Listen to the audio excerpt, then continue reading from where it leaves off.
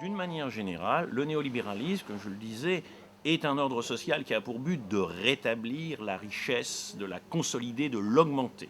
Et de ce point de vue-là, on peut dire qu'ils ont formidablement réussi. On parle de croissance des inégalités, mais c'est une abstraction, parce qu'en réalité, c'est vraiment croissance des revenus du capital, croissance des très très hauts salaires, puisqu'il y a évidemment là des choses qui se rejoignent de manière spécifique. Donc, le cas de la France est tout à fait typique du néolibéralisme, mais ça n'est pas le pire des cas. Ça n'est pas le pire des cas. Les États-Unis, ça a été pire. Je parlais de beaucoup de pays de la périphérie où ça a été pire, notamment en Amérique latine. On pourrait parler de l'Asie aussi. Donc la France est un cas qui possède tous ces caractères, toute cette violence néolibérale, mais qui n'a pas été le pire des cas. Et en particulier, ce qui est très important, ce sont les résistances. Parce qu'en France, il y a un système de protection sociale. Il est constamment menacé. Les retraites, la santé, et on est dans des procédures de tentative de grignotage permanent. Pourquoi grignotage et pas démontage? Parce qu'il y a résistance, parce que les Français restent extrêmement attachés à leur système de santé, à leur système de protection sociale, à leur retraite. Il y a eu des luttes sur les retraites, elles ont été perdues. Donc il y a des choses qui effectivement ont été perdues, mais ça n'a pas été détruit. On n'est pas passé au système des fonds de pension comme aux États-Unis.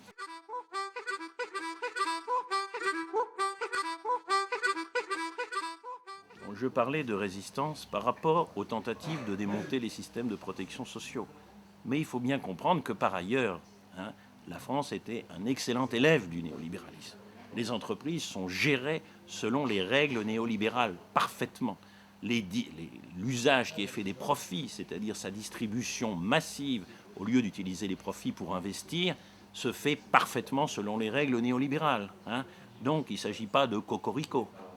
Disons qu'on a quelquefois parlé en France de social-libéralisme. Bon, maintenant, ça semble appartenir un petit peu au passé, mais tout ça dépend des aspects. Si on se met sur le plan des protections sociales, ils ont tenté, et ils continuent à tenter, il faut être extrêmement vigilant, de détruire véritablement ces systèmes. Voilà. Mais ça ne s'est pas fait, parce que justement il y a résistance. Mais à d'autres points de vue, c'est-à-dire exportation des capitaux, délocalisation, gestion des entreprises, tout ça a été parfaitement néolibéral.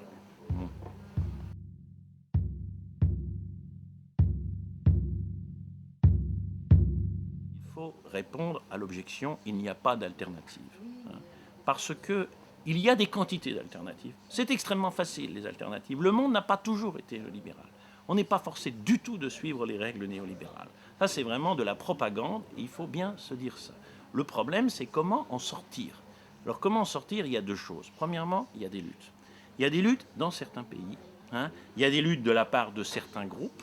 Voilà. Il y a des luttes dans le monde. Par exemple, l'Amérique latine dont on a parlé, c'est un pays aussi où il y a un certain nombre de pays andins en particulier, c'est-à-dire la Bolivie, l'Équateur, le Venezuela, qui sont des pays dans lesquels se dessinent des alternatives. Même dans le cas de l'Argentine, eh bien l'Argentine, après sa crise, s'est engagée dans des politiques qui sont vraiment des politiques de référence face au néolibéralisme. Donc il y a des luttes dans beaucoup de pays, elles doivent s'accroître énormément.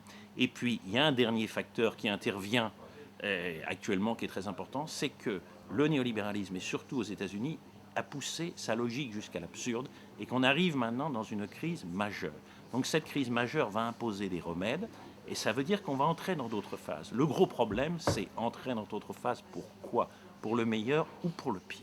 Et c'est là où on rejoint la dynamique des luttes, parce que ce sont les luttes qui doivent imposer au plan mondial, au plan de chaque pays, que ce changement qu'on voit surgir maintenant se fasse pour le meilleur et ne se fasse pas pour le pire.